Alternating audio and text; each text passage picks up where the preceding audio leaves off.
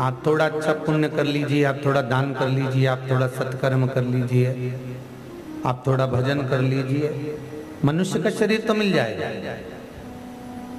मानव का शरीर तो प्राप्त हो जाएगा। पर मानव शरीर को प्राप्त करने के बाद में हमारा जो जन्म हुआ है, जिसके कारण हम जन्मे हैं, जन्म का दो कारण है। हम यदि मृत्यु लोक में अगर जन्मे हैं, पृथ्वी पर अगर हम पैदा हुए हैं, हमारा जन्म हुआ है, तो उसका दो कारण है। एक कि हम भगवान की भक्ति को धारण करें, भगवान की कथा का रसास्वादन करें, भगवान का भजन करें, स्मरण करें, भगवत नाम का जाप कर कर भव सागर, और भगवान के मृत्यु लोक में जो जन्म का दूसरा कारण है, वो हमारे कर्म को भोगने के लिए हम मृत्यु लोक में जन्मे। हम पूर्व में बहुत अच्छा दान पुण्य स्मरण किए तो भगवान ने आज हमको सुख दिया। हमने पूर्व में किसी को अगर दुख प्रदान करा तो हमको भी दुख ही प्राप्त हो।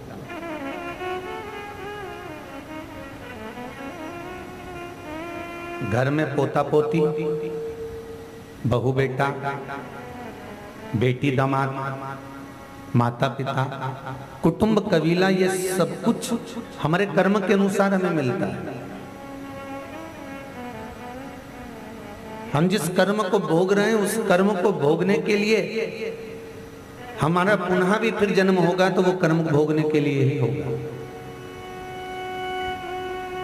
शास्त्र तो यहां तक कहता है कि अगर आपको एक पांव में चोट भी लगी है, ठोकर भी लगी है, तो उसमें भी कर्म का भोग होगा। यदि आपको किसी ने अपशब्द कहा है, ताने दी है, गाली दी है, उसमें भी कर्म का भोग,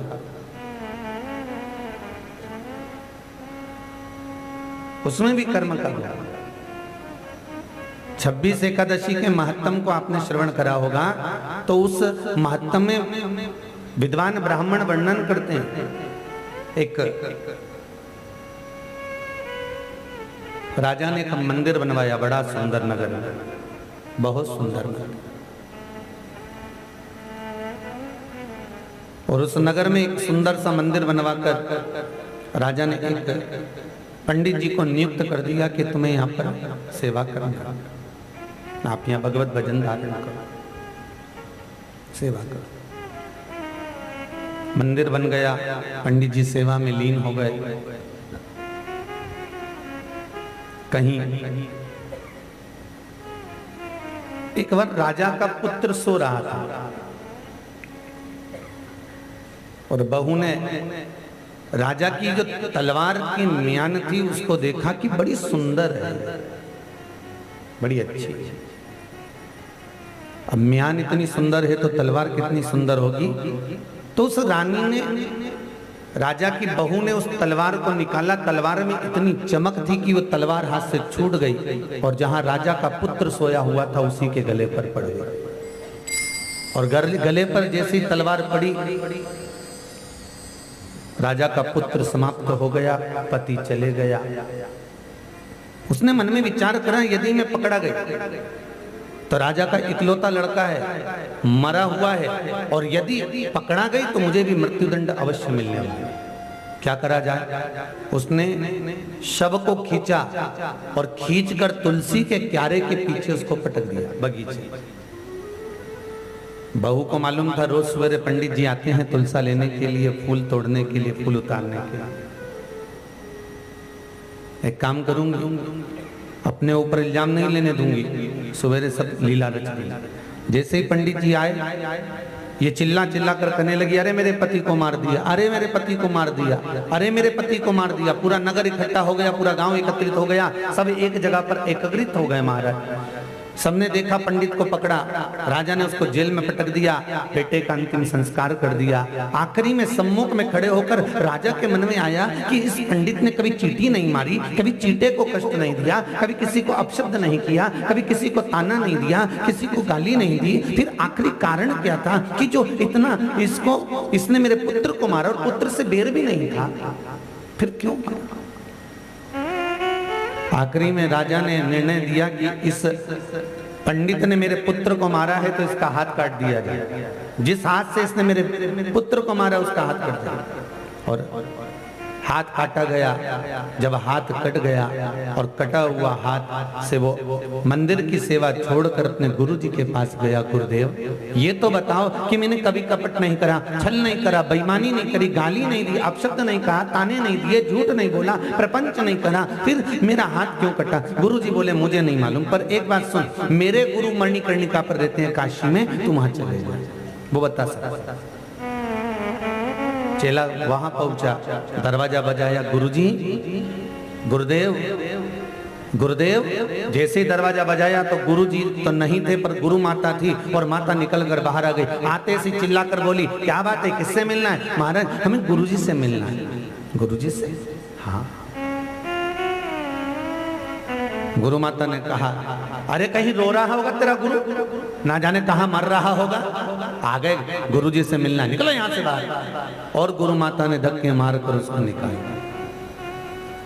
वो गया, शाम को फिर आया, फिर दरवाजा बजाया। अब गुरु माता नहीं है, गुरुजी आ गया। क्या बात है बेटा? गुरुजी मैं आपसे मिलने आया था, पर सुबह आया था तो आपकी धर्मपत्नी ने मुझे भगा दिया, गाली देकर, अपशब्द कहकर, ताने देकर। आइए अंदर आइए, बैठो। क्या बात है? गुरुजी मैं अपना कर्म पूछने के लिए आया था कि मैंने कौन सा कर्म करा जो मेरा हाथ कटा, पर अपना कर्म मैं बाद में पूछूंगा। पहले गुरुजी मैं सुबह आया था, आपकी धर्मपत्नी ने इतने अपशब्द कहे, आपको इतने ताने दिए, इतनी गालियां दी, मैं मेरा कर्म बाद में बखानना। पहले ये कहो कि आपने कौन सा कर्म करा था जो आपको ऐसी धर्मपत्नी मिली? मेरा कर्म तो बाद में कहना, पहले आपका कर्म कहिए।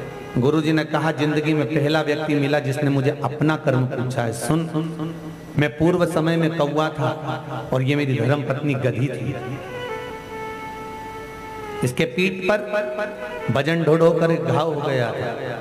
मैं अपनी चोंच से इस गधी के पीठ पर बैठता और अपनी चोंच से उस घाव को खरोदता। ये गधी उचक उचक कर भागती, मुझे बड़ा आनंद आता, मुझे बड़ी प्रसन्नता होती।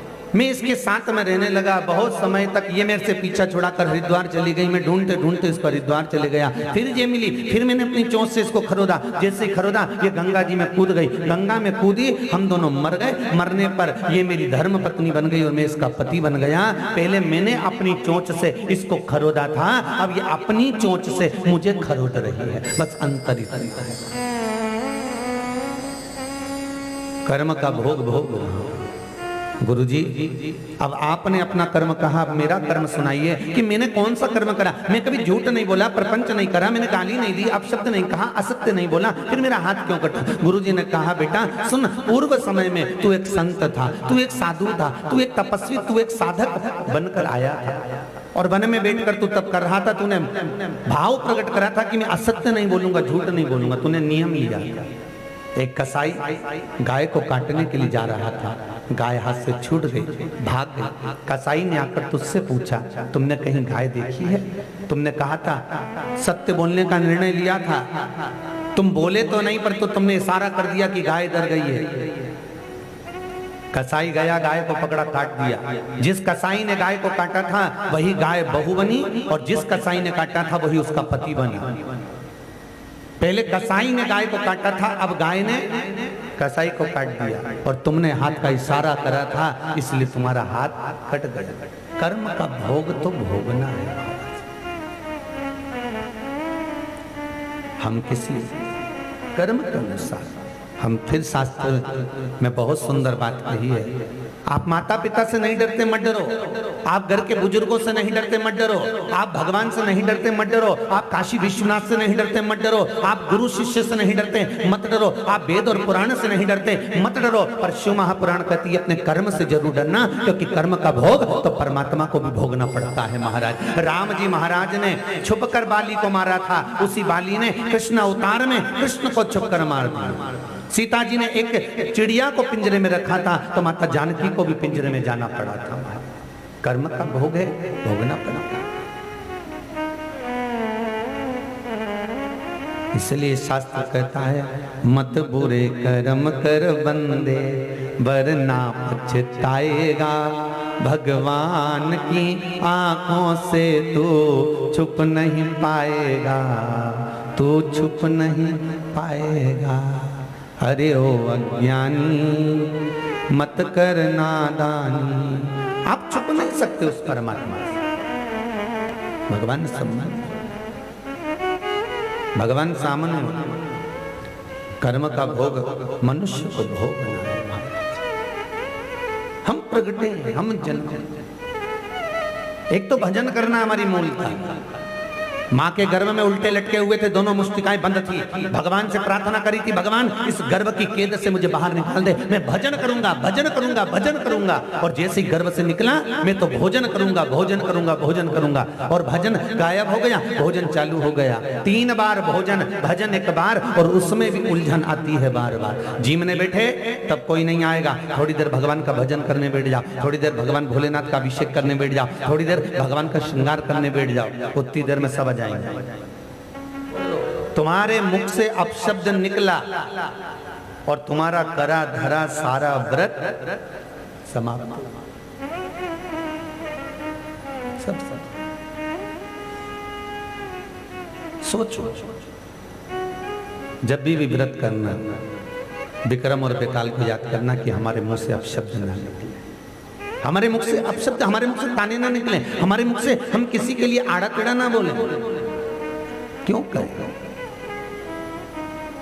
जितना कर सकते हो स्मरण कर।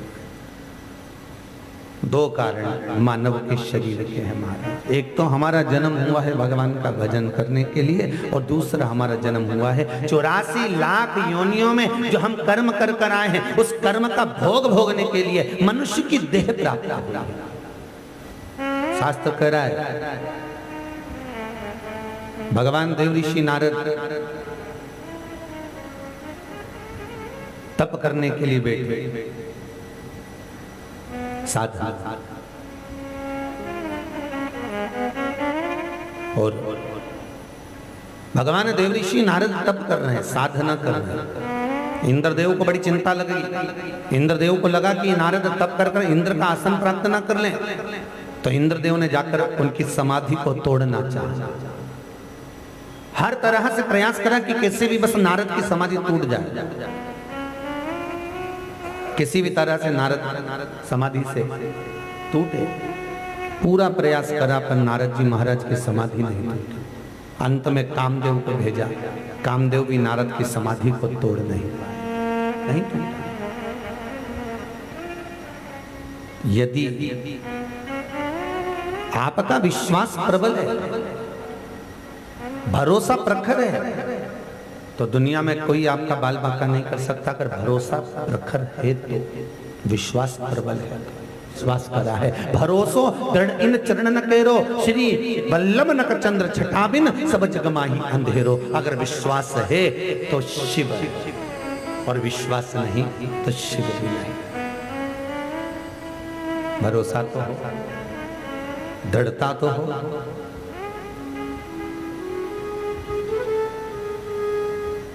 महाराज, यशोदा जी की माँ, भगवान कृष्ण की नानी, क्या नाम था उनका? क्या नाम था भगवान कृष्ण की नानी का? यशोदा की माँ पाटला देवी। क्या नाम है? पाटला देवी। यशोदा जी के घर में जब औलाद नहीं हुई, संतान नहीं हुई, पाटला देवी को बड़ा दुख था। मेरी सारी लड़कियों के यहाँ औलाद है, संतान है, पर मेरी यशोदा के यहाँ नहीं, मेरी यशोदा के यहाँ पुत्र नहीं, संतान नहीं है। सबसे विनती करी। एक दिन कुछ संतों से निवेदन करा यमुना जी के घाट पर। संतों ने कहा चिंता मत करो, श्रावण की पूर्णिमा के दिन अगर तुम्हारी बेटी और दामाद ब्राह्मण को भोजन करावे, खीर मालपुआ खिलावे, तो उनके घर में औलाद जरूर होगी। और महाराज, श्रावण की पूर्णिमा के दिन नंद बाबा और यशोदा जी ने ब्राह्मणों को निमंत्रण दिया। सब भोजन कर रहे थे, नंद बाबा ने उनको भोजन परोसा। उसके बाद में यशोदा जी भी खीर परोसने के लिए आई। और यशोदा जी जब खीर परोसने के लिए आई, हाथ में चुड़ला पहनी, पांव पैजनिया पहनी, कमर करधनिया पहनी, और इतना घूंघट यशोदा जी करी थी। कितना? इतना। पहले की माताएं करती थी इतना। धीरे धीरे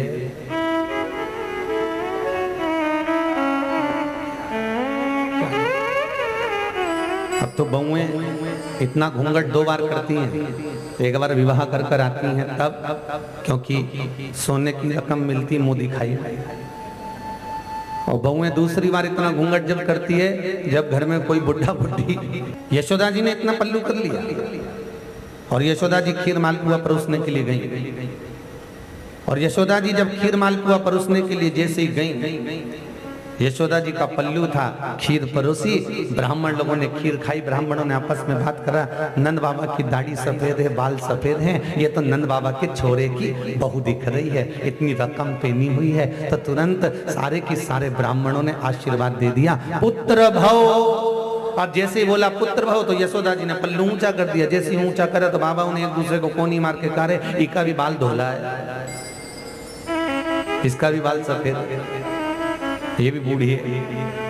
इतने में नंद बाबा ने कहा, बाबा मेरी उम्र 60 की और मेरी पत्नी 55 की, और तुम आशीर्वाद दे रहे हो, पुत्र होने का कहां से होगा? संत कहते कहीं से भी आएगा पर आएगा, और वही हुआ।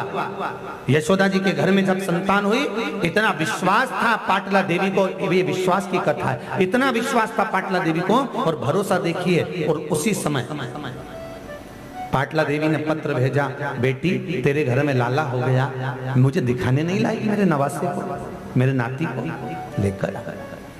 यशोदा जी लेकर चली, जैसे ही दरवाजे पर पहुंची और जैसे ही पाटला देवी ने कहा बेटी छोरा तो दिखा, अब पल्लू में ढका हुआ था कन्हैया, अब जैसे ही दिखाने को कहा, जैसे ही पल्लू हटाया तो पाटला देवी हाथ में जल लेकर खड़ी थी। जब पहली बार बेटी बच्चे को लेकर आती है तो जल उतारते हैं, तिलक करते हैं, तो वो जल लेकर खड़ी थी। उसने जैसे ही कन्हैया का दर्शन करा, जल का पात्र तो नीचे रख दिया, और नीचे रखकर सिर पे पल्लू लेकर नानी ने तुरंत पूछा, यशोदा पहले ये बता, ये तेरी औलाद, ये तेरी औलाद? यशोदा जी बोली और किसकी है? अरे तू गोरी, नंद बाबा गोरे, ये कोयले की खदान कहां से आया? यशोदा जी बोली माँ ये मेरा। तो ये इतना काला कैसे? यशोदा जी बोली क्या करूं माँ, आधी रात को हुआ था, पूरा अंधेरा चिपक गया। करे सारी कथा कही, पर पाटला देवी का मन स्थिर था। उनने कहा तू बात खत्म कर, छोरे को मुझे दे। अब बेटी का विश्वास देखना, एक बेटी का विश्वास देखना, ला मेरे को दे बेटे को। और बेटे को लिया, लहंगा 36 कली का ऊंचा किया, छोरे को पांव पे सुलाया कन्हैया को, कन्हैया का सिर नानी के पांव में और चरण नानी की छाती पर, और जो जैतून का तेल लेके घिसने पड़ी, कन्हैया को ऐसा घिसा, कन्हैया मन में सोचे रही नानी नीचे से ऊपर तलक काला जैतून के तेल से कुछ नहीं होने वाला। क्या घिस सत्य बताओ, माँ बेटी के बेटे को ज्यादा घिसती है कि बहू के बेटे को ज्यादा घिसती है? अरे बोलो जम के, बहू के बेटे को ज्यादा नहीं घिसती। क्यों? जब जब सास बहू के बेटे को घिसने बैठती है, उसी समय पर पास में बहू खड़ी रहती है, और बहू को लगता है मेरी मम्मी ना जाने इनको घिसना आता कि नहीं आता, क्योंकि बहू को इतना विश्वास नहीं है। तो बहू वही पास में, मम्मी जरा धीरे, मम्मी जरा धीरे, इतने में मम्मी उठा के दे दे, ले तू ही कर ले, धर ले औलाद, हमने तो जैसे बच्चे ही पैदा नहीं करे, हमने तो कहीं पाले ही, तू रख ले। और एक माँ बेटी के बेटे को जब उसने बैठती है तो बेटी देखती है, कुछ नहीं बोलती, वो तो और जापा का लड्डू खाती, वो तो लड्डू खाए, क्योंकि उसको विश्वास है कि मेरी माँ ने जब मुझे पाल पोस कर बड़ा करा तो मेरे बेटे को भी बड़ा कर सकती है। इसको भरोसा कहते हैं, इसको दृढ़ता कहते हैं, इसको विश्वास कहते हैं। ऐसा विश्वास शिव के प्रति होना चाहिए कि हम अनायास ही आप जो कुछ कर रहे हैं सब शंकर ही करा रहा है, सब शिव पर छोड़ दो। अगर रोग है, बीमारी है, तकलीफ है, कष्ट है, दुख है, दरिद्रता, कुछ भी आए, शिव को समर्पित कर दो, वही सब कुछ करेगा। अकाल मृत्यु वो मरे जो काम करे चंडाल का, काल उसका क्या बिगाड़े जो भक्त हो महाकाल का। शंकर सर्वस्व है, शंकर का विश्वास सर्वस्वता होना चाहिए हमारे। नारद जी ने तप नहीं छोड़ा, नारद जी ने साधना नहीं छोड़ी, नारद जी नहीं छोड़े।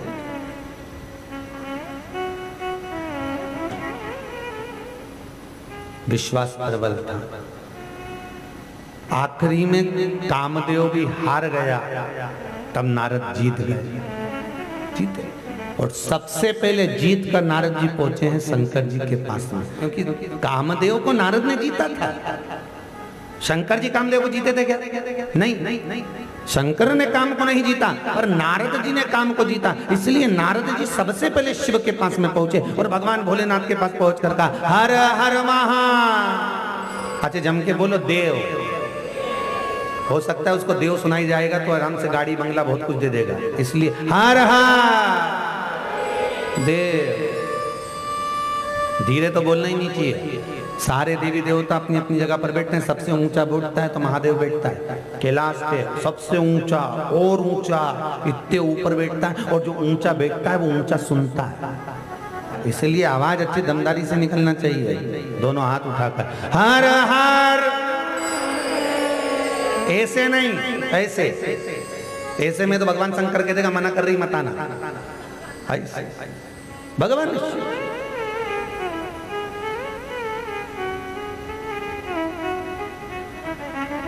अब भगवान बोले आओ नारद, कैसे आना हुआ? बैठिए, बैठो। नारद जी महाराज बैठे और बैठते इस नारद जी महाराज ने एक ही शब्द कहा, शिव आप काम को नहीं जीत पाए, मैंने काम को जीता। कामदेव कौन है? शंकर भगवान का साड़ू भाई। रति काम से भी आई थी, सती शिव से भी आई थी। अब ईमानदारी से बोलो, शंकर जैसी रिश्तेदारी दुनिया में कोई नहीं निभा सकता। कोई भी जिसके हृदय में प्रेम होता है वही संबंध निभाए जाते हैं। एक संबंध निभाया माता लक्ष्मी ने। लक्ष्मी जी की बड़ी बहन ज्येष्ठा देवी, क्या नाम था? ज्येष्ठा देवी, जिसको लोग दरिद्रता कहते हैं।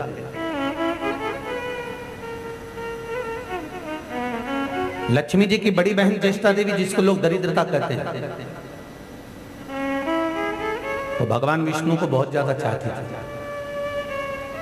ज्येष्ठा बहुत प्रेम करती थी, पर भगवान विष्णु ज्येष्ठा को नहीं चाहते थे। किसको चाहते थे? लक्ष्मी। भगवान नारायण ने लक्ष्मी से कहा, लक्ष्मी मैं तुमसे विवाह करना चाहता हूं।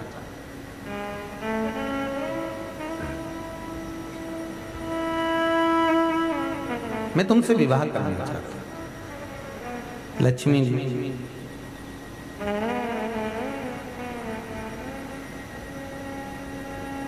नारायण से बोली, आप मेरी माँ से बात कर।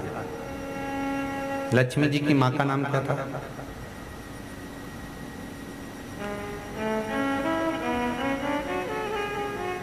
जम के बोलो जल्दी। लक्ष्मी जी की माँ का नाम क्या था? ख्याति देवी। क्या नाम था? ख्याति देवी। आप मेरी माँ से बात करिए। नारायण माता ख्याति के पास में पहुंचे और नारायण ने माता ख्याति से निवेदन करा, मैं आपकी पुत्री से विवाह करना चाहता हूं। तो ज्येष्ठा पीछे से सुन रही थी, तो ज्येष्ठा को लगा हो सकता नारायण मेरा विवाह प्रस्ताव लेकर आए। और ज्येष्ठा ने तुरंत आकर माता ख्याति से कह दिया, मां मैं विवाह के लिए तैयार हूं। नारायण ने हाथ जोड़कर ख्याति देवी से कहा, मैं ज्येष्ठा से विवाह नहीं करना चाहता, मैं तो लक्ष्मी से विवाह करना चाहता हूं। ख्याति के सामने जो शब्द कहे गए वो क्रोध में लाल हो गई। ज्येष्ठा अंदर चली गई। भगवान ने लक्ष्मी से कहा, लक्ष्मी मैं तुमसे विवाह करना चाहता हूं। लक्ष्मी जी बोली, पहले मेरी बहन कुंवारी है, बड़ी बहन बैठी रहे और छोटी की शादी हो जाए तो दुनिया के लोग क्या कहेंगे। पहले मेरी बहन की शादी होने दो, फिर मैं शादी करूंगा। भगवान नारायण ने सोचा इसकी शादी पहले करूं, तो भगवान नारायण ने उसी समय पर दुस्साह मुनि को बुलाया। कौन से मुनि?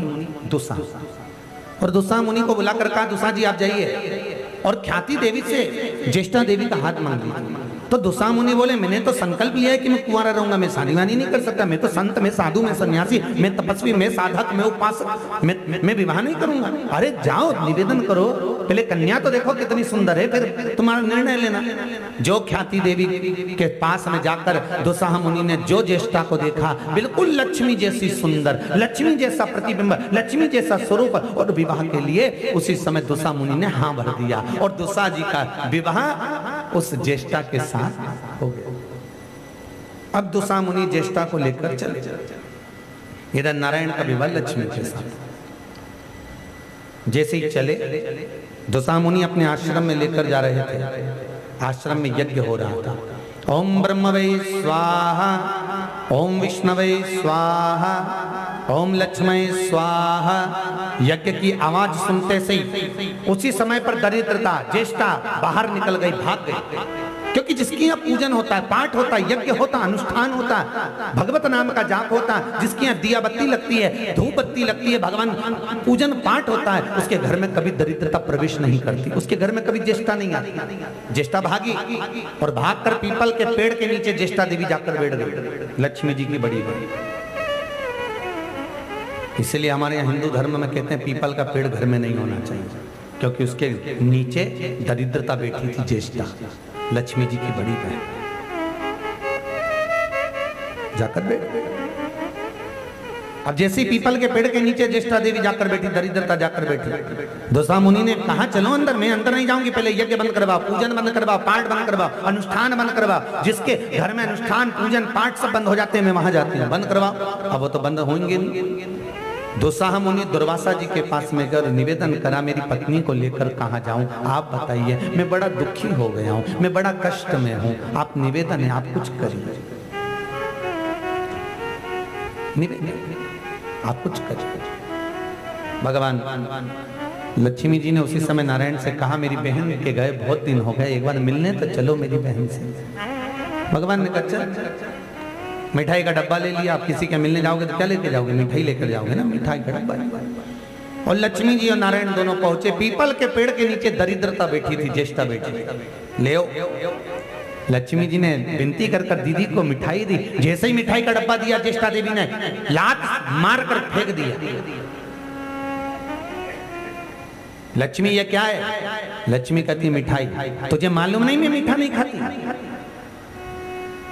किसके लिए लाई है? तुम्हारे। तो तुझे मालूम नहीं मैं मीठा नहीं खाती? लक्ष्मी जी बोली मुझे मालूम है जीजी कि तू खट्टा और तीखा खाती है,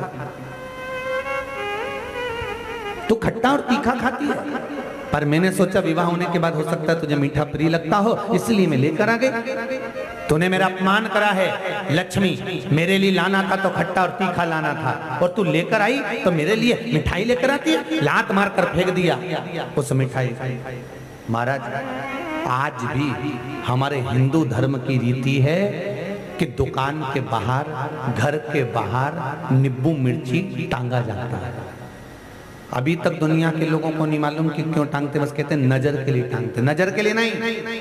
शिव महापुराण की कथा कहती है, वेद व्यास जी वर्णन करते हैं, वो नींबू मिर्ची दरवाजे पर टांगा जाता है और मिठाई का डब्बा फ्रिज के अंदर रसोई घर में रखा जाता है। उसका कारण केवल इतना सा है कि लक्ष्मी और उनकी बड़ी बहन प्रतिदिन, रोज का नियम है, ये दोनों निकलती हैं, हर एक के दरवाजे के बाहर से निकलती हैं। लक्ष्मी को जब भूख लगती है तो मिठाई खाने के लिए अंदर आती है तो रसोई घर तक चली जाती है, और ज्येष्ठा देवी को जब भूख लगती है तो वो आने का प्रयास करती है। जिसके घर के अंदर नींबू मिर्ची रखा रहता है तो दरिद्रता घर में चली जाती है, और जिसके दरवाजे पर टंगा रहता है तो दरवाजे से खाकर ज्येष्ठा बाहर की बाहर चली जाती है, दरिद्रता बाहर की बाहर निकल जाती है। महाराज 4 चीजें बेटी की विदाई में नहीं दी जाती। कितनी चीजें? जम के बोलो जरा। 4 चीजें शिव महापुराण की कथा कहती है, 4 चीजें बेटी की विदाई में नहीं दे सकते। पहली झाड़ू, दूसरी सुई, तीसरी चलनी छानने, और चौथे नंबर पर अचार की बरनी। क्या नहीं देते? अचार की बरनी। 4 चीजें नहीं देते।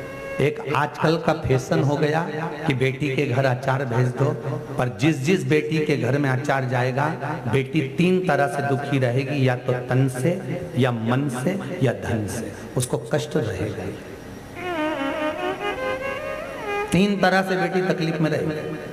अगर बेटियों को अचार प्रिय है, और संधियों को भी समझना चाहिए, तुरंत कह देते बेटी तेरी मम्मी के हाथ का अचार अच्छा लगता है, अब मम्मी के हाथ का अचार, तो बेटी ने सोचा ससुर के लिए बनवा के ले गई। अब वो ले तो गई, पर उसको सोचो, शिव महापुराण सुनो तो सही, शास्त्र क्या कह रहा है, क्योंकि ज्येष्ठा देवी का निवास खट्टे और तीखे में होता है। इसलिए बेटी से कह दो बेटी तुम्हारी मर्जी पड़े, ये पैसे ले लो 1000 2000, तुम अचार डाल लो या किसी के यहाँ से लिया, हमारे यहाँ खूब खाओ, डट के खाओ, अच्छे से खाओ, ससुर को यहीं भेज दो, हम यहाँ खिला देंगे, पर हम अचार की बदली नहीं देंगे, क्योंकि ये 4 चीजें जीवन को नरक बना देती है। बेटी के घर को झाड़ू नहीं दी जाती, दूसरे नंबर पर बोलते जाओ जम के, सुई नहीं दी जाती, तीसरे नंबर पर चलनी नहीं दी जाती, चौथे नंबर पर अचार की बदली नहीं दी जाती, अचार नहीं दिया जाता बेटा। खट्टा और तीखा बेटी के घर में नहीं होना चाहिए। मिठाई दीजिए, ड्राई फ्रूट्स दीजिए, फल दीजिए, बहुत कुछ दो बेटी को, पर ये 4 चीजें ना दीजिए। सुखी रहे, बेटियां जीवन का आनंद पाएं। ज्येष्ठा बेटी है पीपल के पेड़ के नीचे, ज्येष्ठा। इतने में लक्ष्मी ने नारायण से कहा प्रभु मेरी बड़ी बहन बैठी है इस पीपल के नीचे, आप कृपा करिए, आप भी तो पीपल के नीचे आए हो, करुणा करिए। भगवान नारायण ने कहा लक्ष्मी तो चिंता मत कर, इस पीपल के पेड़ के नीचे जो भी दिया लगाएगा, जल सींचेगा, पूजन करेगा, पाठ करेगा, उसकी मनोकामना पूर्ण हो। पर ये ज्येष्ठा का निवास पीपल के पेड़ के नीचे है, इसलिए पीपल का वृक्ष घर में निश्चित नहीं होगा। और सुनो, इतने में लक्ष्मी को आ गया क्रोध, ज्येष्ठा को आ गया क्रोध, और दरिद्रता उठकर बोली वाह नारायण वाह, तुम अपनी अपनी कह रहे हो कि इसके नीचे तुम रहोगे, इसके नीचे तुम्हारा निवास होगा, मैं कहां जाऊंगी। भगवान ने कहा क्या चाहती है। ज्येष्ठा देवी दरिद्रता ने कहा 7 दिन में से एक दिन मेरा पीपल के पेड़ के नीचे वास। भगवान ने कहा रविवार का दिन तुझे देता हूं। रविवार के दिन ज्येष्ठा दरिद्रता तो पीपल के पेड़ के नीचे रहेगी, और यदि कोई आया और यहां आकर खाली हाथ अगर आ गया और पीपल के पेड़ के नीचे खाली हाथ आकर अगर वापिस जाएगा तो तू उसके घर में प्रवेश करेगी। इसलिए हमारे हिंदू धर्म में रविवार के दिन पीपल की पूजन वर्जित है, केवल एक। और शनिवार के दिन भगवान नारायण लक्ष्मी के साथ पीपल के पेड़ के नीचे आए थे, इसलिए शनिवार के दिन पीपल के पेड़ के नीचे दिया लगाने से लक्ष्मी की वृद्धि होती है। महाराज लक्ष्मी महाराज शास्त्र कर रहा है, दरिद्रता देवी रविवार को वह निवास रहेगी। इतने में दुस्साह मुनि ने दुर्वासा जी से पूछा मेरी पत्नी को कहाँ लेकर जाऊं, उसको कहीं तो ले जाना पड़ेगा, मेरी शादी हुई है, वो पीपल के पेड़ के नीचे बैठी है। दुर्वासा जी ने कहा एक काम करो दुस्साह जी, जिसके घर में पूजन पाठ नहीं होती, अनुष्ठान नहीं होता, उसके घर में तुम दरिद्रता को ले जाओ। जो नारी दोपहर में सोती हो उसके घर में दरिद्रता को ले जाओ। जिसके घर में झूठे बर्तन रात भर रखे रहते हो उसके घर में तुम दरिद्रता को ले जाओ। जो दरवाजे पर बैठकर नारी अगर बाल को ऊंच रही हो और दरवाजे पर केश पड़े हो उसके घर में तुम दरिद्रता को ले जाओ। जिसके घर में कांटेदार पौधे लगे हो उसके घर में तुम दरिद्रता को ले जाओ। महाराज सहजता नहीं है, आज विश्वास की सहजता। शिव महापुराण कह रही है भरोसो दृढ़ चरणन के, विश्वास की सहजता, विश्वास।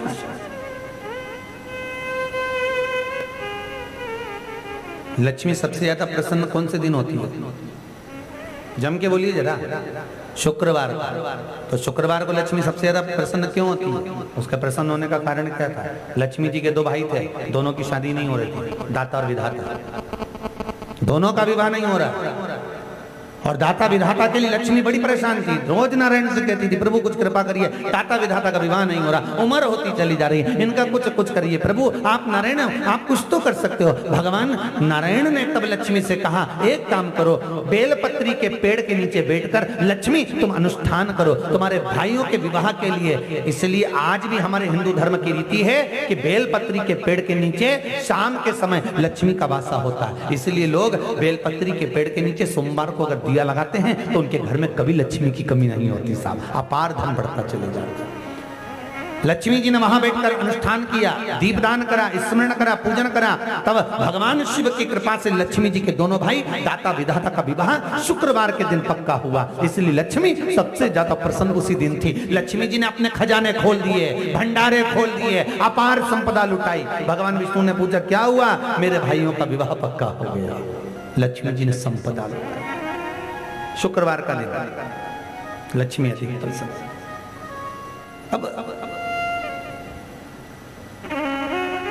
नारद जी तप कर रहे हैं, नारद जी साधना में लगे, तप की लीन थी। भगवान शिव से जाकर कहा आप काम को नहीं जीत पाए, मैंने काम को जीता है, देखा आपने? भगवान शंकर जैसा संबंध दुनिया में कोई नहीं निभा सकता साहब, उसके बराबर के संबंध निभाना बहुत कठिन है, बहुत संबंध निभाता, बहुत। इसलिए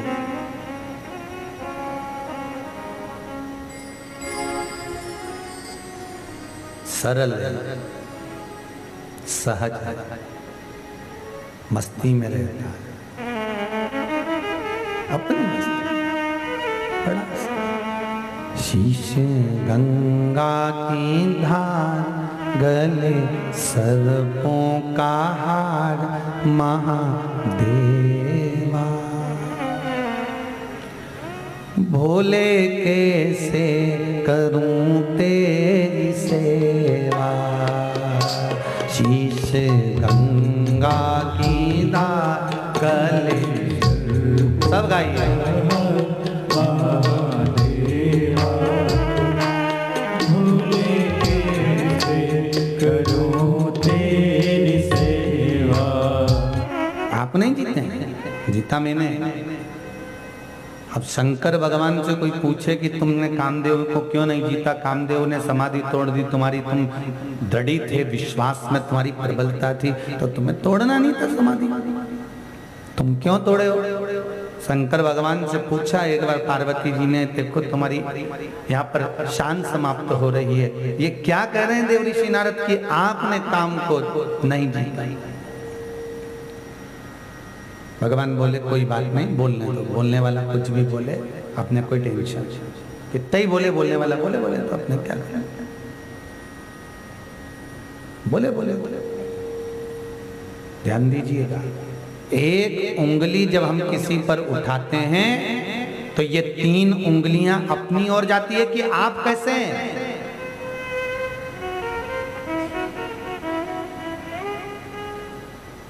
आपका समर्पण कैसा है? एक व्यक्ति निकल कर जा रहा था, उसने एक गुलाब के फूल को देखा, कितना सुंदर गुलाब का फूल है, इतना सुंदर, और इसमें कांटे नहीं होते तो कितना अच्छा होता। और आगे गया, कोयल कूक रही थी, कितनी सुंदर कोयल बोलती है, और काली नहीं होती तो कितना अच्छा होता। समुद्र का जल देखा, कितना सुंदर पानी, कितना सुंदर, और खारा नहीं होता तो कितना अच्छा होता। इतने में समुद्र का जल, कोयल, गुलाब का फूल, तीनों ने मिलकर कहा, रे मनुष्य, तुझ में दूसरे की बुराई देखने की आदत नहीं होती तो तू कितना अच्छा हो। पूरी जिंदगी तेने बुराई ढूंढने में निकाल, वो ऐसा वो वैसा, उसने ये कर दिया, उसने वो कर दिया। अरे बोले बोले महाराज, पार्वती जी ने पूछा प्रभु यहाँ पर आपकी शान खराब हो रही है, आपने कामदेव की समाधि, कामदेव ने आपकी समाधि को तोड़ा क्यों? शंकर भगवान कहते हैं बस पार्वती यही तो समझाना मुश्किल है, अब मैं तुम्हारी नहीं सुनूं तो क्या पति हमारी नहीं सुने, और अगर मैं दूसरे की सुन लूं तो क्या दूसरे की सुने। अब ईमानदारी से बोलो पार्वती, तुम सती बनकर जन्मी थी, तुम्हारी एक बहन थी रति, रति कामदेव से भी आई थी, तुम मुझसे भी आई थी। अब जब मेरा साड़ू भाई आएगा तुम्हारी बहन का पति जब आएगा और अगर मैं खड़े होकर उसका आदर नहीं करूंगा तो ईमानदारी से बोलो बाद में तुम कहोगे कि नहीं कहोगे कि मेरी बहन का भाई आया और तुम ऑफिस से नहीं आए?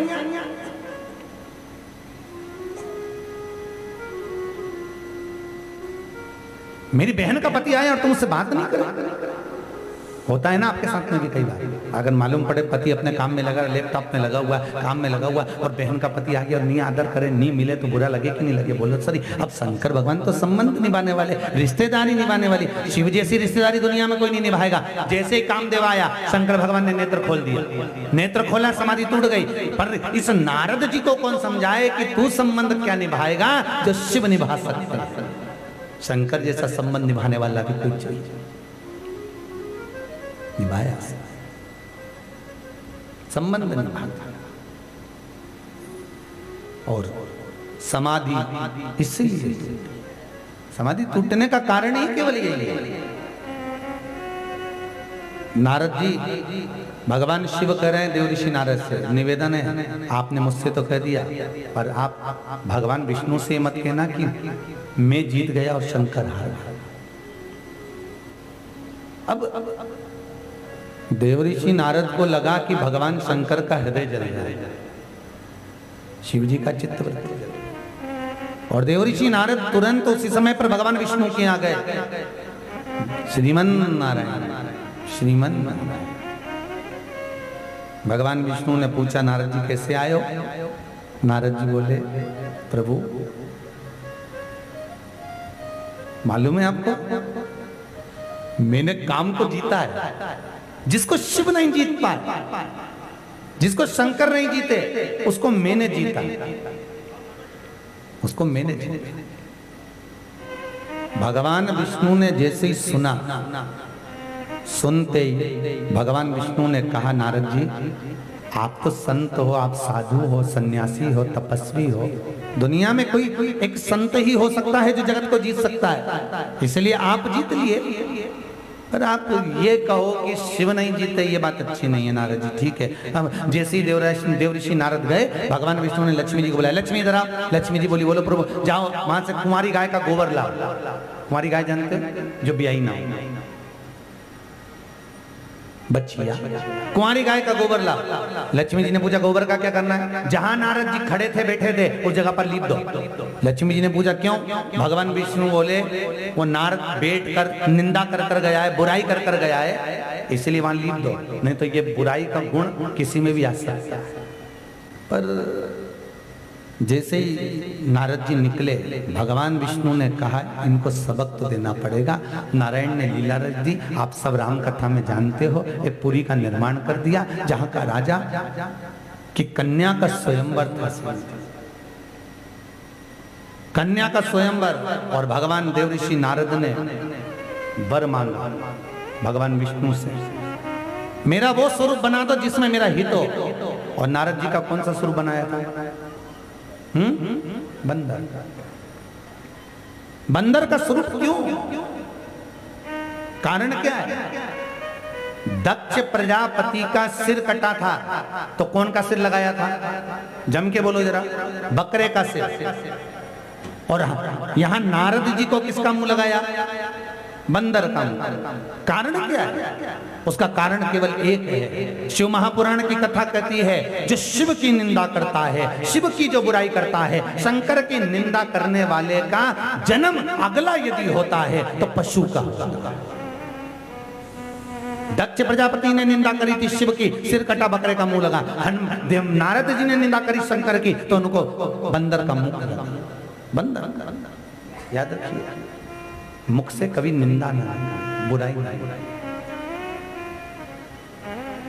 निंदा ना। बहुत अच्छा बोलो, प्रेम की वाणी, सहजता की वाणी। अब यहां बंदर का मुख लगा, नारद जी को क्रोध आया।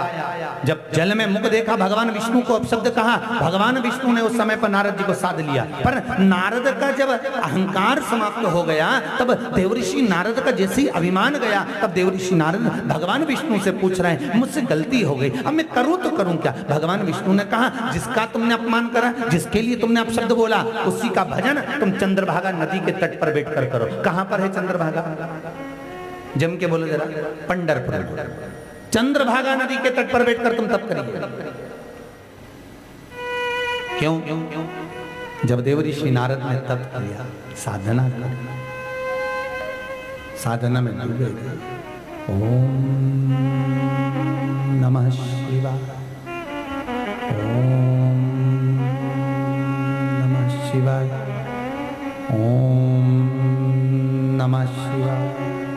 जब साधना में देवऋषि नारद जब डूब गए, तब भगवान शंकर उनसे मिलने के लिए आए। जब भगवान शंकर मिलने के लिए आए, मिलने जब पहुंचे, इतनी भीड़ थी। भगवान विष्णु शंकर से मिलने के लिए चले, शिव जी जाने लगे। भगवान विष्णु ने कहा, प्रभु आप मंदिर में नहीं आओगे? आऊंगा, पर इतनी भीड़ में मैं चलूंगा कैसे? भगवान नारायण ने कहा, आप आइए, मैं आपको लेने दरवाजे पर आता हूं। सबको छोड़कर शंकर भगवान को भगवान विष्णु ने अपने सिर पर बिठा लिया और नारायण शंकर को सिर पर लेकर मंदिर के अंदर चले गए। मंदिर में प्रवेश।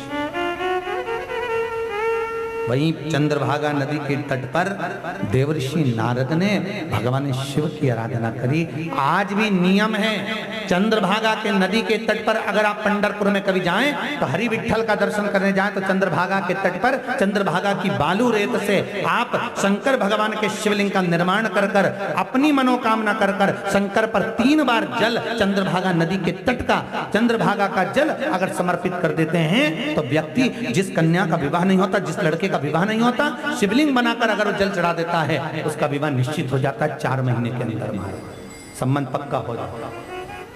2 स्थान है, एक चंद्रभागा नदी का तट और एक शंकर भगवान का शिवलिंग का दर्शन करा आप लोगों ने?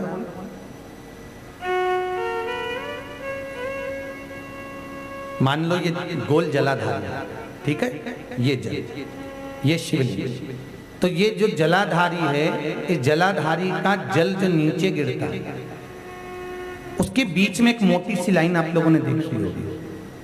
शंकर भगवान का संपूर्ण परिवार, पूरा परिवार इस जलाधारी में। कई लोग कहते हैं कि घर में शंकर जी के लिए गणेश जी भी रखो, तो कार्तिक के भी रखो, तो जगदम्बा पार्वती को भी रखो। नहीं, जरूरत नहीं है, किसी चीज की जरूरत नहीं है। शंकर का शिवलिंग अगर आपके घर में है तो भगवान शंकर अगर शिवलिंग विराजमान है तो पूरा शिव जी का परिवार उस जगह पर है। शंकर भगवान स्वयं शिवलिंग के रूप में, जहां शिवलिंग रखा हुआ है वो गोल जो धारी है, उस गोल धारी को माता पार्वती जी का हस्तकमल कहा गया है। माँ उस जगह पर विराजमान है। जिस जगह से जल नीचे गिरता है उसका राइट भाग में गणेश जी का स्थान है, लेफ्ट भाग में कार्तिकेय का स्थान है। जो बीच में एक मोटी सी लाइन है वो भगवान शंकर की सबसे छोटी लड़की अशोक सुंदरी है।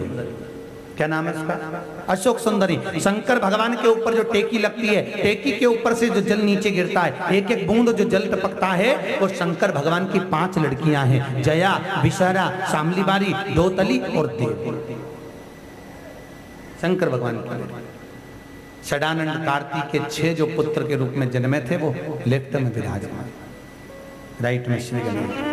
इसलिए जल चढ़ाने का नियम है हमारा शंकर जी पे। शंकर जी पे जब जल चढ़ाया जाता है तो जहां से पानी जल नीचे आता है उसके राइट हैंड में पहले थोड़ा सा जल छोड़ना चाहिए, फिर लेफ्ट हैंड में छोड़ा जाता है, फिर शंकर जी की कटी भाग पर जहां जलाधारी है उस पर जल छोड़ा जाता है। उसके बाद में शंकर भगवान का जो जल नीचे टपकता है उस जगह पर जल छोड़ा जाता है। उसके बाद में शंकर जी के शिवलिंग पे जल चढ़ाया जाता है, तब शंकर जी उस जल को स्वीकृत करते हैं। जैसे बेलपत्र चढ़ाई जाती है, जब बेलपत्र चढ़ाई जाती है भगवान शिव को, तो बेलपत्र चढ़ाते समय बेलपत्र की जो डंडी होती है, इस बेलपत्र की डंडी को शंकर को जब हम समर्पित करते हैं तो इस डंडी का भाग आप जहां बैठे हो, बैठे हुए स्थान से डंडी का भाग बिल्कुल विपरीत दिशा पर होना चाहिए, बिल्कुल विपरीत दिशा। और जब अंत में शिव मंदिर से वापस निकले तो एक बेलपत्री को जल में गीला कर कर शंकर के शिवलिंग पर उसको चिपका कर आना चाहिए। वो क्यों चिपकाई जाती है? हमारे वंश की वृद्धि के लिए, हमारे घर का वंश बढ़े। भगवान शिव त्रिकाल करुणा,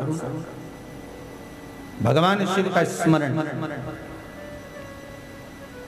देवऋषि नारद से कहा आप तप करिए, आप साधना करो। देवऋषि नारद ने तप करा। चंद्रभागा नदी के तट पर बैठकर भगवान शंकर की आराधना कर। देवऋषि भगवान शिव से विनती कर, हे हे दुनिया कुछ भी कहे, देवऋषि नारद का अभिमान गया। शिवलिंग का निर्माण करा, पूजन करी, साधना कर। हो शास्त्र कहता है, शिव महापुराण वर्णन करती है, प्रत्येक मनुष्य के घर में भगवान की सेवा हो और जो मूर्ति की हम सेवा करते हैं वो मूर्ति अंदर से ठोस हो। कैसी होना चाहिए? ठोस। मूर्ति पोली नहीं होना चाहिए। जिसके घर की मूर्ति पोली होती है उसके घर में लक्ष्मी आती है और टिकती नहीं, घर को पोला कर देती है। मूर्ति ठोस हो। ज्यादा बड़ी मूर्ति घर के अंदर नहीं होना। फोटो कितना भी बड़ा होगा चल जाएगा, पर मूर्ति, शास्त्र शिव महापुराण कहती है अपने अंगुष्ठ के बराबर ये साइज, इससे बड़ी मूर्ति घर के अंदर नहीं। बस उसकी सेवा हो, उसकी अर्चना और पोली ना हो, ठोस। अगर आपके घर की मूर्ति मान लो पोली है, मान लिया जाए, तो उसमें यह नहीं कि मूर्ति को बदल दिया जाए। मूर्ति को बदलना नहीं है, उसको मान लो पोली है तो उसमें कोई मेन मोम कुछ भी उसमें भरवा दिया। मूर्ति को ठोस, लकड़ी की मूर्ति, मिट्टी की मूर्ति, ये घर में पोली हो सकती है, पर जिस मूर्त से आप रोज निवेदन कर रहे हो, रोज अर्चना कर रहे हो, रोज चाकरी कर रहे हो, रोज सेवा कर रहे हो, वो मूर्ति ठोस हो। भगवान आनंद में विराजमान हुए, समय आया, भगवान शंकर ने आज सृष्टि की रचना करने के लिए ब्रह्मदेव को बुलाया और भगवान विष्णु नजदीक में खड़े हुए।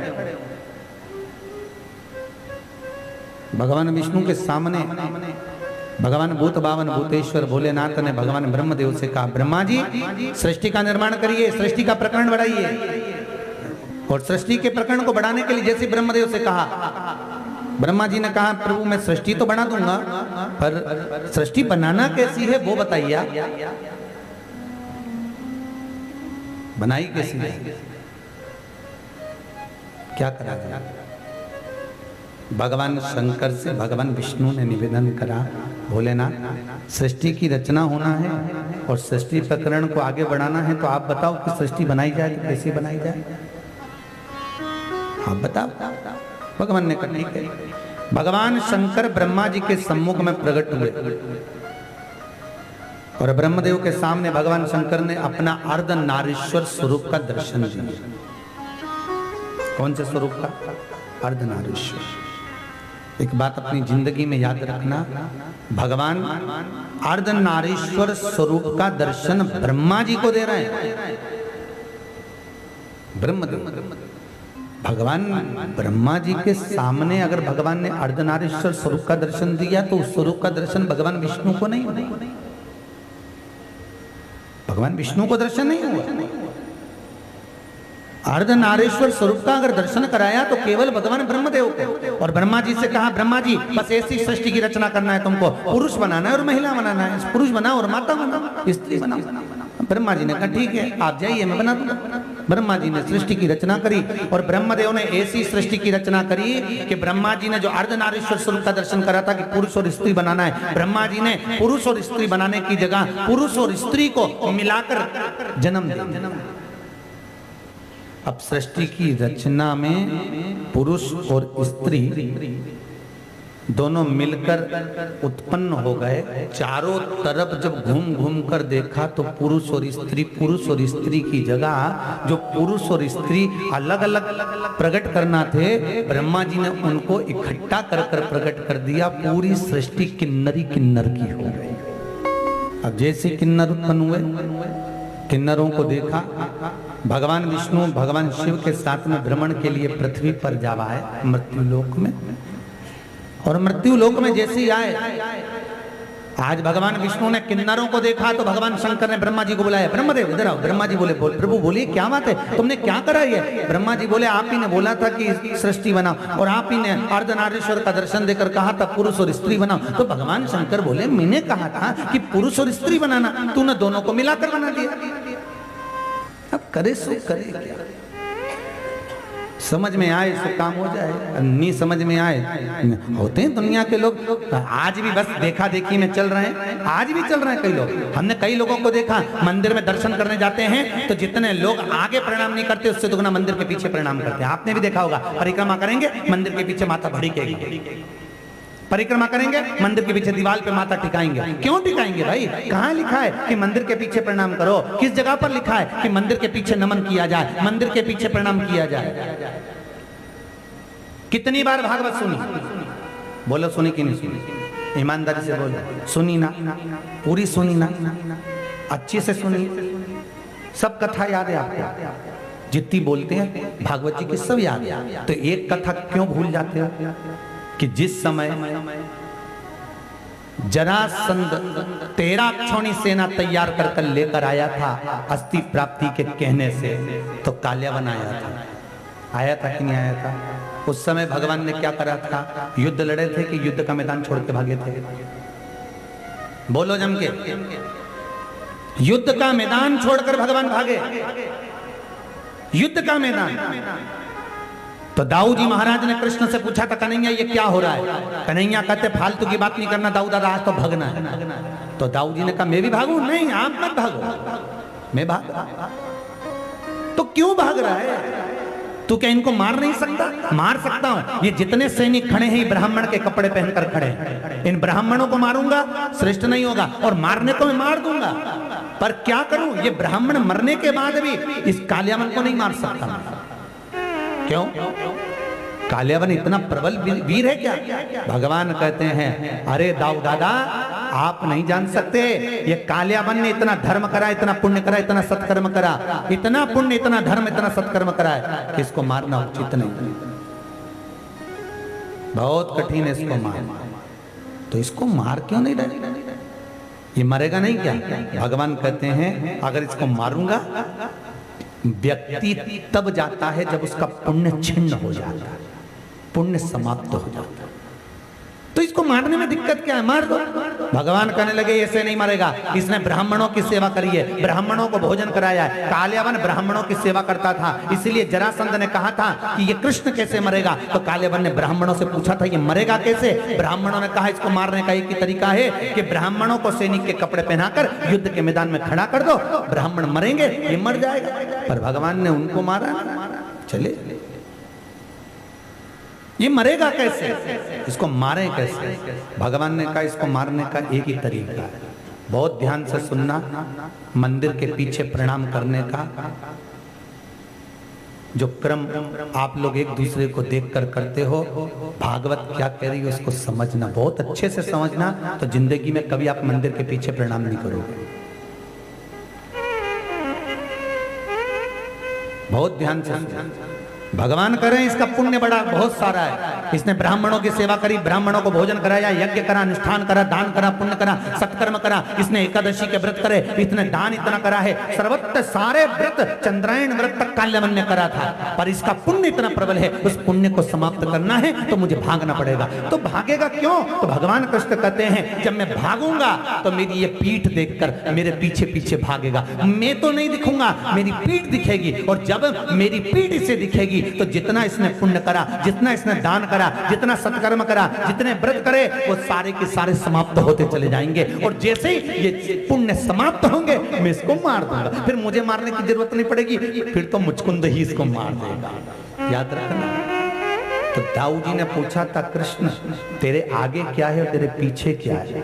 कृष्ण कहते हैं 33 कौटि देवता के सामने धर्म का निवास होता है और उनकी पीठ पर पीछे अधर्म का निवास होता है। जब व्यक्ति हमारी पीठ को नमन करता है तो उसकी जिंदगी के सारे पुण्य समाप्त हो जाते हैं, सारे पुण्य समाप्त हो जाते हैं।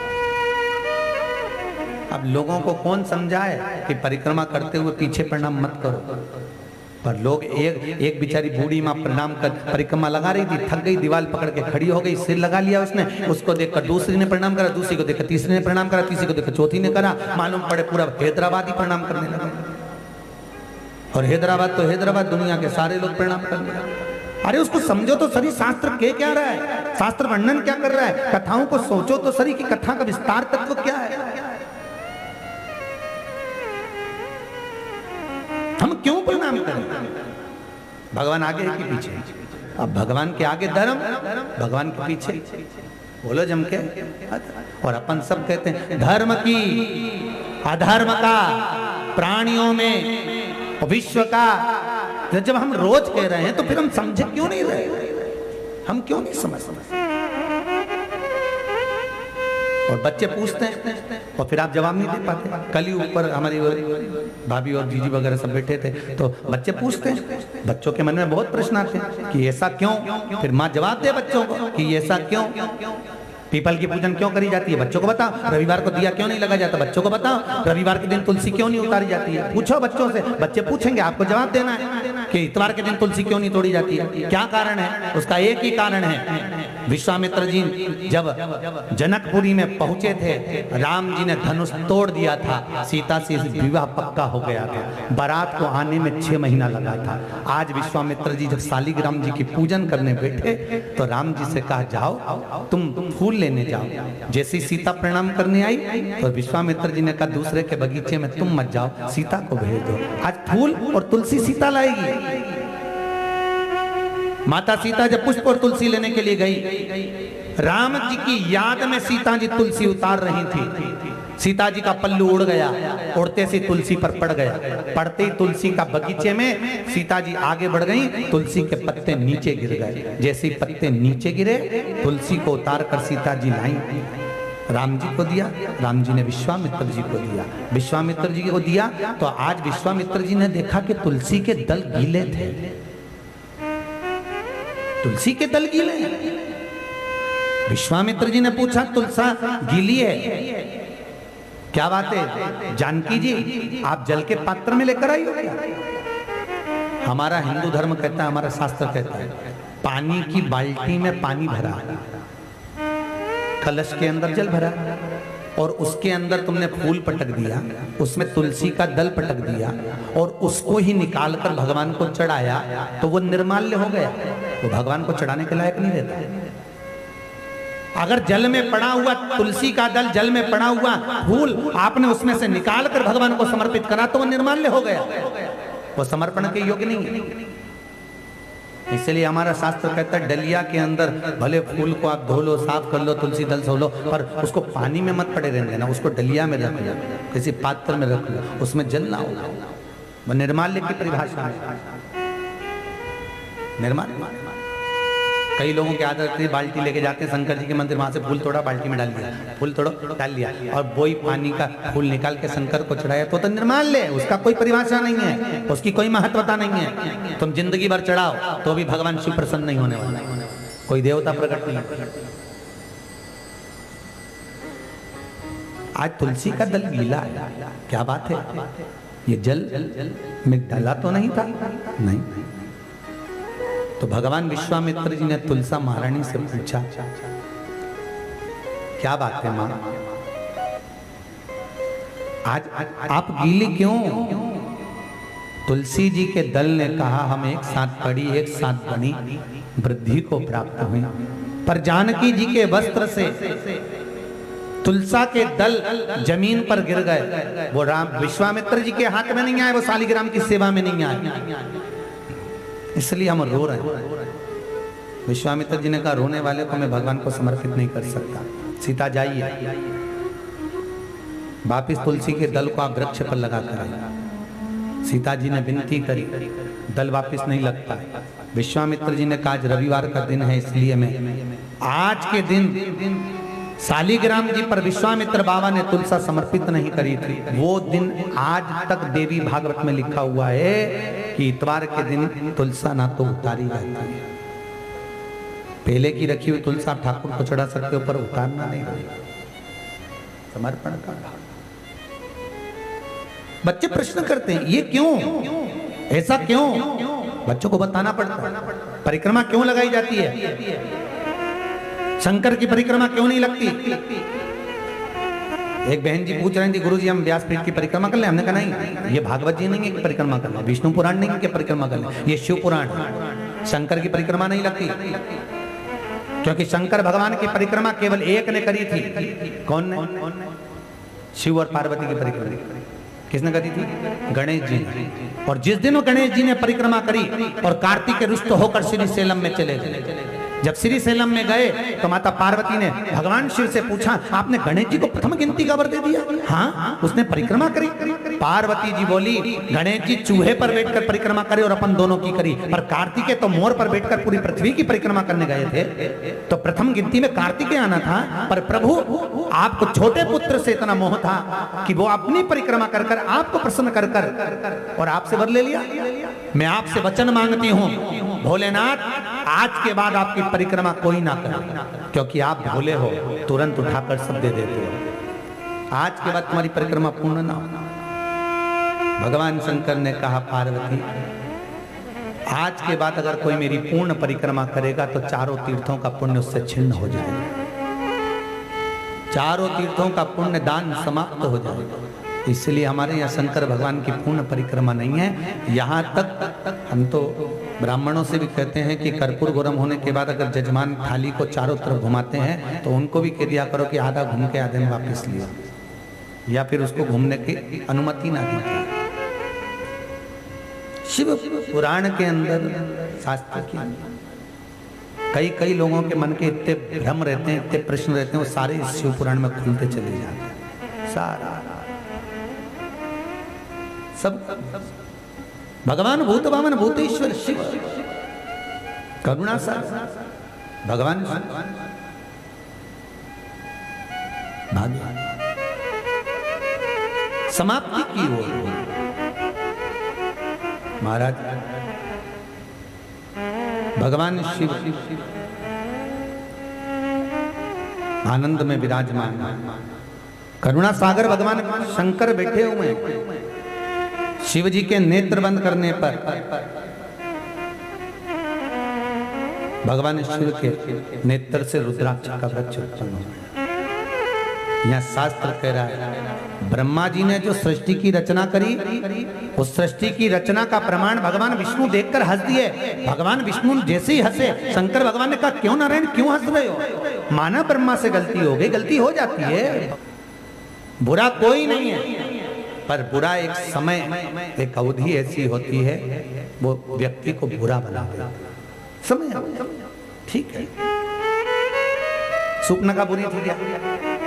अरे बोलो तो सही, बुरी थी नहीं। सूपनखा जैसी तो कोई विद्वान नहीं होगी जो राम जी के सामने जाकर कहती है तुम सम पुरुष न मौसम नारी, तुम्हारे जैसा पुरुष नहीं होगा, मेरे जैसी नारी नहीं होगी। राम जी से कहती है मैं तुम्हें अपना बनाना चाहती हूँ। सोचो जरा, एक राक्षसी होकर राक्षस कुल में जन्म लेने के बाद वो सूपनखा राम को अपना बना रही है, तो अपने से तो गई बीती भी नहीं, अपन उससे भी ज्यादा गए बीते हैं। वो तो प्रखर, अपन तो उससे भी गए बीते जो दुनिया की सारी वस्तुओं को अपना बनाना चाहते हैं, पर भगवान को नहीं, भगवान को नहीं। ये घर मेरा, जमीन मेरी, जायदाद मेरी, परिवार मेरा, और जो घर में ठाकुर जी बैठे वो हमारी सास के हाथ के, बस वही सास के हाथ का था, मकान नहीं था। अरे बोलो तो सही, वो भी तो सास के हाथ का था, और छाती ठोक करके ना थी ये मेरी माँ के हाथ का, मेरी सास के हाथ का, मेरे ससुर के हाथ का। जहां माता पिता का आदर हो, जहां माता पिता का सम्मान हो, जहां माता पिता के आदर को प्रणाम किया जाए, वहां सम्मान के अनुसार लक्ष्मी टूट मान रहती है। और जहां जरा जरा सी बात में मम्मी पापा को रोक दिया जाए, क्या मम्मी तुम्हें बोलना नहीं आता, पापा तुम शांत रहो, मम्मी तुम चुप रहो, जो बहू और बेटा माता पिता को हर बात में टोकते हो, रोकते हो, उस घर से धीरे धीरे कर लक्ष्मी समाप्त हो जाती है। आदर करिए, सम्मान करिए, और आप जितना सम्मान अपने सास ससुर का करोगे, माता पिता का करोगे, उससे दुगना सम्मान आपके बेटे आपकी बहू भी करेगी, आपके बेटे और बहू भी करेगी, ये पक्का है। आप आदर करो, वो आपका आदर करेगी। जैसी करनी वैसी भरनी। शास्त्र कहता है, शिव महापुराण की कथा कहती है, 3 काल को हरते हैं, 3 काल को हरते हैं। पहले नंबर पर गौ माता तुम्हारे दरवाजे पर आती है तो तुम्हारा काल हर के जाती है। दूसरे नंबर पर संत ब्राह्मण अगर तुम्हारे घर पर आए हैं, भोजन कर रहे हैं, पानी पी रहे हैं, वो काल को हरते हैं। तीसरे नंबर पर बहन बेटियां काल को हरती हैं। अगर तुम्हारे यहाँ तकलीफ आ रही है और अचानक कोई बहन बेटी आपके यहाँ आ गई, समझ लेना कोई दुख तकलीफ आने वाली थी, बहन बेटी आ गई तो काल को हर कर जाएगी। बहन बेटियां भी काल हरती, वो भी आ गई। महाराज शिव कथा कह रहे हैं, भगवान शंकर की पावन चरित्र वर्णन कर रहा है, शिव महापुराण का चरित्र कर रहा है।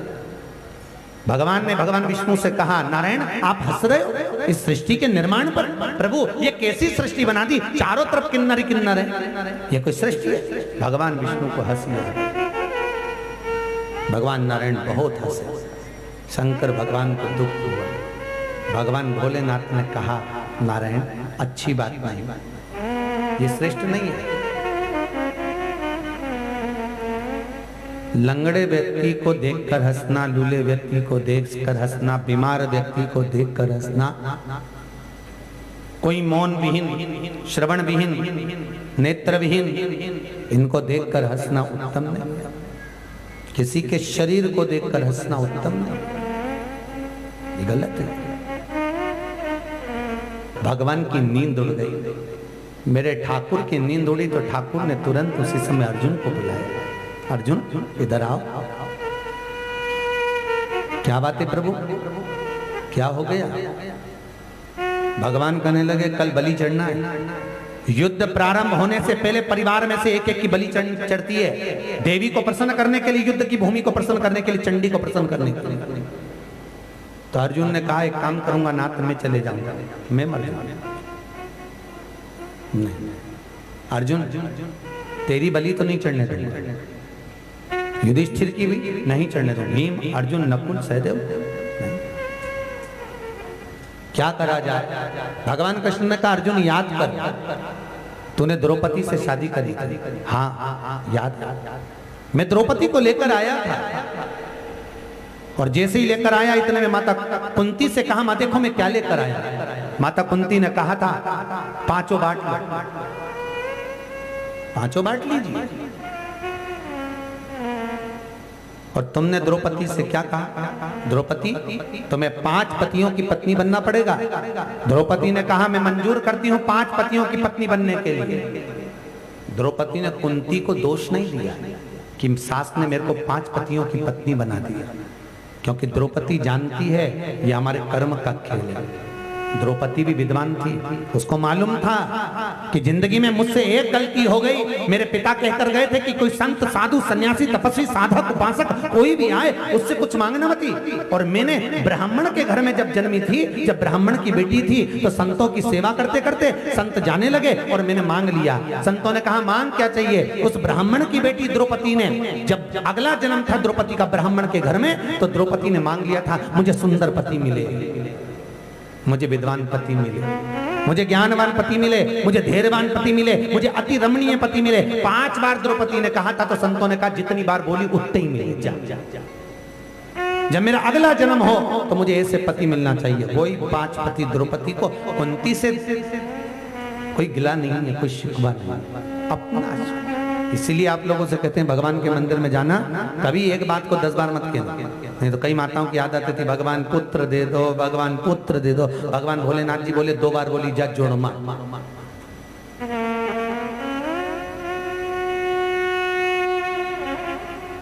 भगवान से कभी मांगो,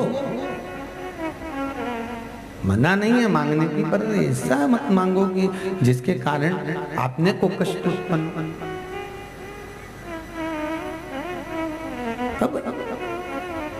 द्रौपदी ने अर्जुन से कहा मैं 5 पतियों की पत्नी बनने को तैयार हूं, पर शर्त एक पति के साथ में 1 साल रहूंगी। अगर उस पति के कमरे में कोई दूसरा पति आ गया तो उसको 5 वर्ष के लिए बन जाना पड़ेगा। मंजूर है आपको? अर्जुन ने कहा मंजूर। आज भीम के कमरे में द्रौपदी थी, एक ब्राह्मण दौड़कर आ गया। ब्राह्मण ने आकर कहा अर्जुन स्वामी महाराज मेरे बेटे को सिंह उठाकर ले गया, मेरे बच्चे के प्राण बचाओ। अर्जुन दौड़ कर गया, मेरा गांडीव कहाँ है? गांडीव मालूम पड़ा कि भीम के कमरे में था। अर्जुन पहुंच गया भीम के कमरे में, गांडीव लाया, बच्चे को बचा लिया। पर द्रौपदी हाथ जोड़कर खड़ी हो गई, तुम्हें 5 साल के लिए बन जाना पड़ेगा। जाइए आप। 5 वर्ष के लिए अर्जुन बन गया। अर्जुन जब बन गए, नागों की कन्या उलूपी के साथ में अर्जुन ने विवाह कर लिया। उसके द्वारा एक बेटे ने जन्म ले लिया जिसका नाम था अरावन। क्या नाम था? अरावन।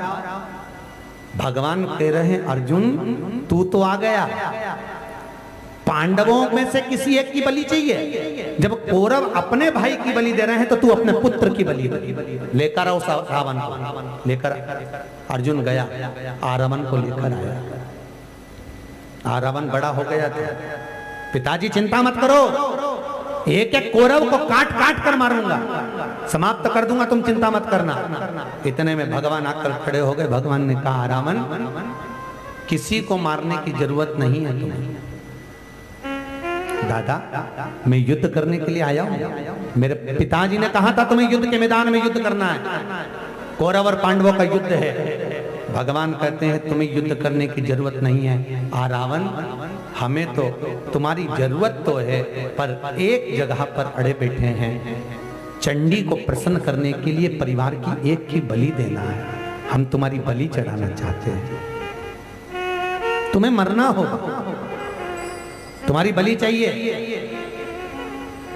आरावन हंसते हुए बोला दादा मरने को तो मर जाऊं, मना नहीं है, मेरी बलि चढ़ा दो, मना नहीं है, पर मैं कुंवारा हूं, मेरी शादी नहीं है।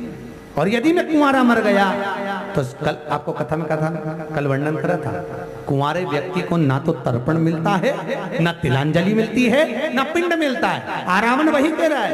आरावन कहता है अगर मैं कुंवारा मर गया तो ना तो मुझे पिंड मिलेगा, ना मेरा तर्पण होगा, ना मुझे तिलांजलि मिलेगी, और ब्राह्मण भोजन भी करेगा तो वो मुझे प्राप्त नहीं होगा, वो मुझे नहीं मिलेगा। फिर आरावन कहता है मेरी शादी कर दो, मेरी शादी होने के बाद मरूंगा तो तर्पण भी हो जाएगा, तिलांजलि भी हो जाएगी, पिंड भी मिल जाएगी। भगवान कृष्ण ने अर्जुन को बुलाया, ढूंढो लड़की ढूंढो, आज रात में इसका विवाह करना है क्योंकि कल बलि चढ़ना है। अब ईमानदारी से बोलो रे हैदराबाद वालों, एक रात्रि के लिए कौन अपनी लड़की को भी आएगा? सबको मालूम है कि कल मरने वाला, कौन बेटी भी आएगा? ढूंढा जाए, पूरे हस्तिनापुर में ढूंढा तो कोई नहीं मिला। रात्रि का समय होने लगा, अर्जुन आंख में आंसू भरकर बोले कोई नहीं मिलता। भगवान ध्यान कर कर विचार कर लिए, शंकर जी ने कहा था कि पृथ्वी पर जाकर किन्नर बनना पड़ेगा, एक काम करता हूँ आज वो लीला मैं रच लेता हूँ, कोई लड़की नहीं मिल रही, शादी मैं कर लेता हूँ। भगवान कृष्ण किन्नर बनकर आरावन से विवाह करे। एक रात्रि का विवाह भगवान का हुआ, दूसरे दिन बलि चढ़ गई, भगवान विलखते। आज भगवान विष्णु भी हंसे किन्नरों की सृष्टि को देखकर। भगवान उसी समय शंकर भगवान ने कहा ब्रह्मा जी गलती तो हो गई, कोई बात नहीं, अब फिर से सृष्टि बनाई जाए। ब्रह्मा जी ने पूछा कैसी? भगवान शंकर ने कहा पुरुष और स्त्री बनाओ। ब्रह्मा जी ने अपनी जंघा से मनु और शत्रुपा को प्रकट कर लिया। मनु शत्रुपा को प्रकट करा, उनकी संतान हुई, उत्तानपाद प्रियवत कन्या देवहूति, प्रसूति और आहुति।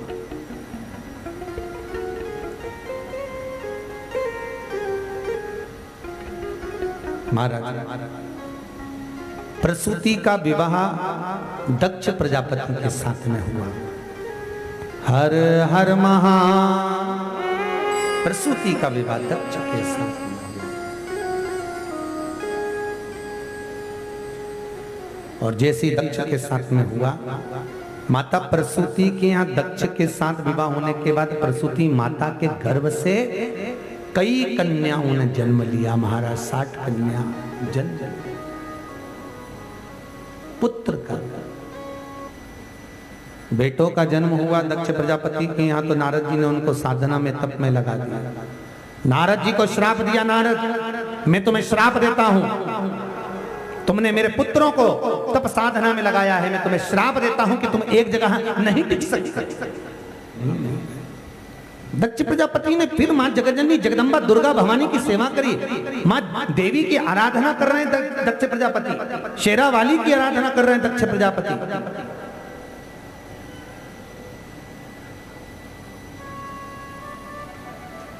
मां जगज्जननी की आराधना।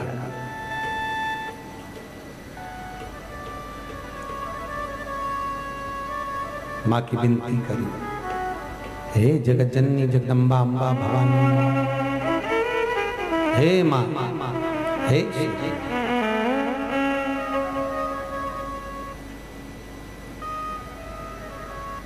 हे मां, करुणा करने वाली निवेदन ने स्वीकार करी।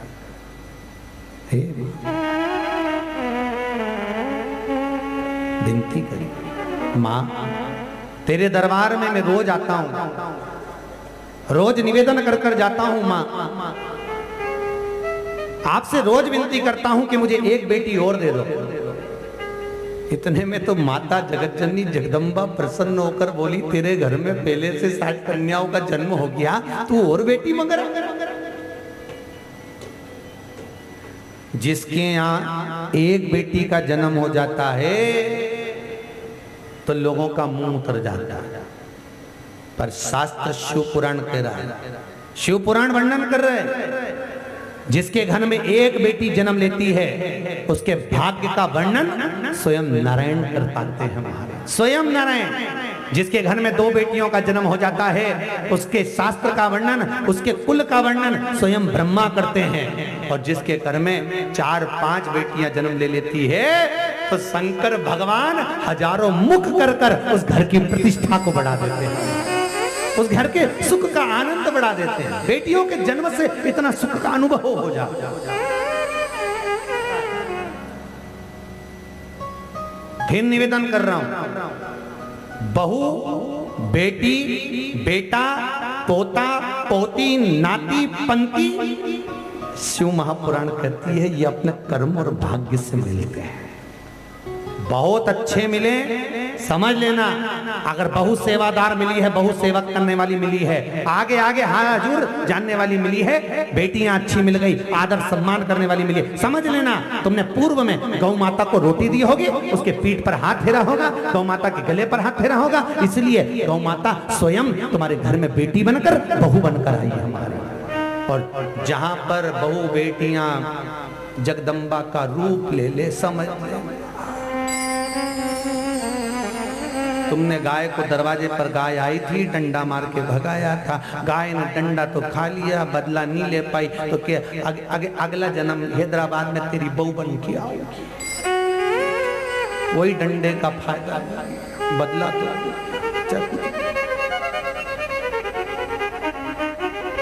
मारा नहीं, मिलते नहीं दोबारा रे कर मात पिता की, मात पिता है रूप हरि का, पार करन का एक तरीका, मिलते नहीं दोबारा कर मात पिता की। नित्य करिए, नित्य।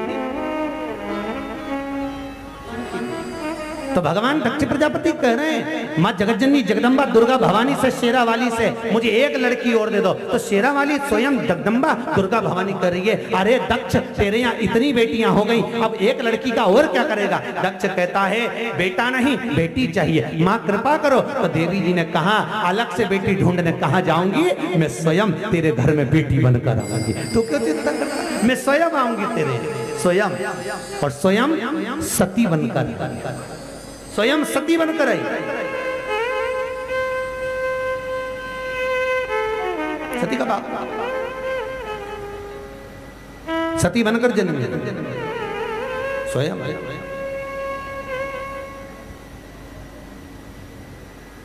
सती बनकर जन्म। माता प्रसूति ने अपने बच्चों को इतना संस्कार दिया था, इतना संस्कार दिया था कि आज भी सती माता की मां प्रसूति का नाम बिना डोनेशन के हर हॉस्पिटल में लिखा जाता है। बिना डोनेशन के लोग डोनेशन देते हैं तब उनका नाम हॉस्पिटल में लिखाता है कि इनने इतना दिया। पर आज भी दक्ष प्रजापति की पत्नी का नाम आज भी प्रत्येक हॉस्पिटल में लिखा जाता है, प्रसूति कक्ष, बिना डोनेशन। जिसमें बच्चा जन्म लेता है उस कक्ष का नाम प्रसूति कक्ष लिखा जाता है। प्रसूति कक्ष क्यों? क्योंकि माता प्रसूति ने अपने बच्चों को ऐसा संस्कार दिया था कि भगवान आज भी हिंदू धर्म कहता है कि माता प्रसूति का नाम बाहर लिख दो, इसमें जन्म लेने वाला बच्चा संस्कारित होगा, संस्कारवान होगा। बच्चों में संस्कार होना चाहिए और बड़े प्रबल संस्कार, प्रखर। मां जगत जननी स्वयं सती बनकर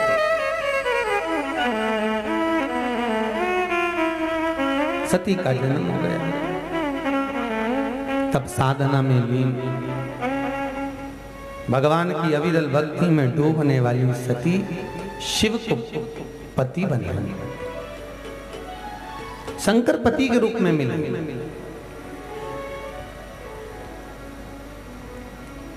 और जब भूत भावन भूतेश्वर भगवान शंकर पति के रूप में मिले,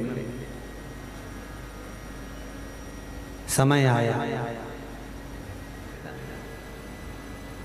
शंकर भगवान ने सती मैया को कहा, जिस समय पर सती जली थी कंधे पर बॉडी को रखकर शंकर भगवान तांडव करे थे, क्रोध कहा, सती तूने एक गलती कर दी। कौन सी गलती माता सती ने करी? सती तूने एक गलती कर दी। एक गलती तूने ये करी है कि तू यज्ञ की अग्नि में कूद कर समाप्त हुई है। भोगना पड़ा, देवताओं के यज्ञ को नष्ट करा है तूने, तुझे भोगना पड़ा। और सुनो सती, सारे अधिक मास में एक अधिक मास होगा जिसमें कोकिला व्रत धारण करना पड़ेगा। कौन सा? हमारे यहां शास्त्र कहता है एक अधिक मास आषाढ़ वाला ऐसा आता है जिसमें कोकिला व्रत करा जाता है। सती मैया यज्ञ की अग्नि में, यज्ञ की अग्नि में जलकर समाप्त हुई थी, इसलिए सती माता का एक जन्म कोयल का हुआ था। काय का जन्म हुआ है? कोयल। सती माता का कोयल का जन्म। और कोयल का जन्म पाकर सती माता ने तब साधना करी, तब जाकर सती का अगला जन्म माता पार्वती का हुआ था। अगला कोयल के जन्म के बाद पार्वती का जो जन्म है, पार्वती का जो अवतार है शंकर जी के साथ में, ये कौन से नंबर का है? 52वें नंबर का, 52।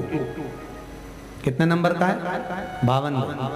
शंकर जी के साथ जो पार्वती जी का विवाह हुआ है, ये 52वें नंबर का विवाह है। इसमें के 51 जन्म माता पार्वती के हो चुके थे, 51 जन्म। इसलिए शिव जी के गले में जो मुंडों की माला है वो 51 मुंडों की है। तो पार्वती ने शंकर जी से पूछ लिया, तो तुम्हारे गले में ये मुंडे किसके हैं? शंकर भगवान ने कहा सब तेरे।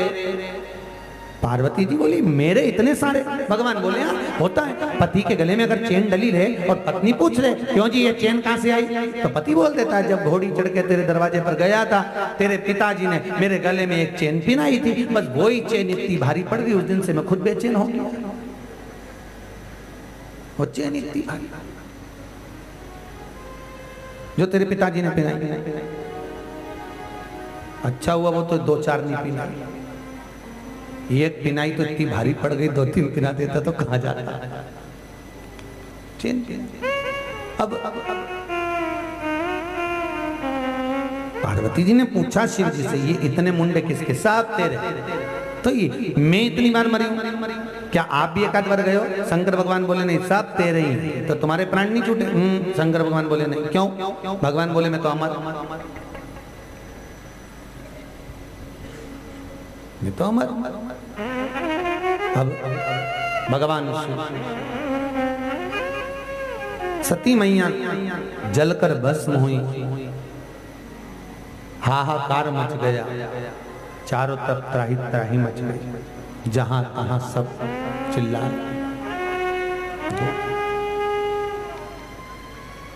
शंकर भगवान को